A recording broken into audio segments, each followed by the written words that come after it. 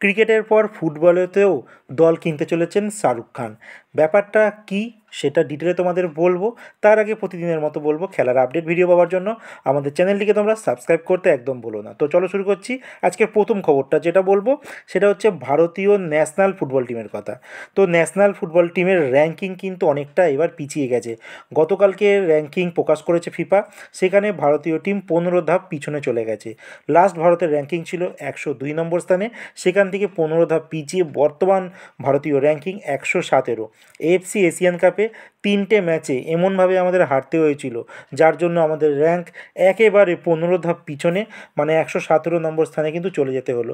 তো নিউজটা খুব খারাপ ভারতীয় ফুটবলের জন্য। আর আমাদের বিশ্বকাপ কোয়ালিফায়ারে ম্যাচ আছে মার্চ মাসে, যেখানে আফগানিস্তানের সঙ্গে আমরা কিন্তু দুখানা ম্যাচ খেলতে চলেছি। একটা অ্যাওয়ে ম্যাচ হবে আর একটা হোম ম্যাচ হবে। তো সেই ম্যাচ যদি আমরা জিততে পারি, আশা রাখবো আমরা র্যাঙ্কিংয়ে আবারও কিছুটা উঠে আসবো। আর তারপরে কিন্তু জুন মাসে কুয়েতের সঙ্গেও আমাদের ম্যাচ রয়েছে। তো দেখা যাক কতটা আমরা উন্নতি করতে পারি।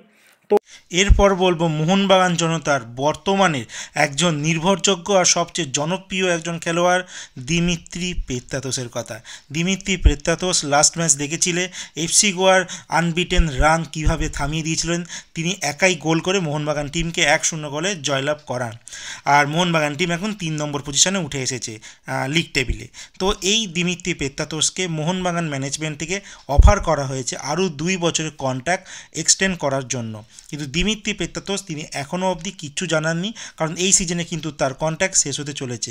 তো সেইটাই এখন দেখার বিষয়, তিনি কি আদেও মোহনবাগানে পরের সিজনে থাকবেন, নাকি তিনি অন্য কোনো ক্লাবে, নিজের দর যেহেতু বেড়ে যাচ্ছে তো অন্য ক্লাবে যাওয়ার একটা রাস্তাও তিনি তৈরি করেন। তো আপাতত বলে রাখি, দিমিত্রি কোনো পেপারে সাইন করেননি, তিনি এখন ওয়েট করছেন, দেখা যাক শেষ অবধি কী হয়। এর পরের যে খবরটি তোমাদের বলবো, মানে লাস্ট খবরটি বলবো শাহরুখ খানকে নিয়ে। শাহরুখ খান এএফসি এশিয়ান কাপের যে ফাইনাল হয়েছিল কাতারে, তো সেখানে ফিফা প্রেসিডেন্টও এসেছিল ইনফ্যান্তিনো, তার সঙ্গে সাক্ষাৎ করেন এবং তিনি ফুটবলের প্রতি ইনভেস্ট করতে অনেকটা উৎসুক দেখান। আর এর আগেও ডেম্পো যখন আই লিগ চ্যাম্পিয়ন হয়েছিল, সেই সময় শাহরুখ খান কিন্তু ডেম্পোতে শেয়ার কিনতে চেয়েছিল, বাট কোনো কারণবশত সেটা শেষ পর্যন্ত ডিলটি ফাইনাল হয়নি। কিন্তু বর্তমানে শাহরুখ খান ফুটবলের প্রতি এতটা ইন্টারেস্ট দেখাচ্ছে, তো তারপর এটা দেখার পরই বলা হচ্ছে যে শাহরুখ খান হয়তো আইএসএলে কোনো দলে তিনি শেয়ার কিনতে চলেছেন। তো এখনও অবধি কোনো ফাইনাল নয়, এটা অনুমান করা হচ্ছে।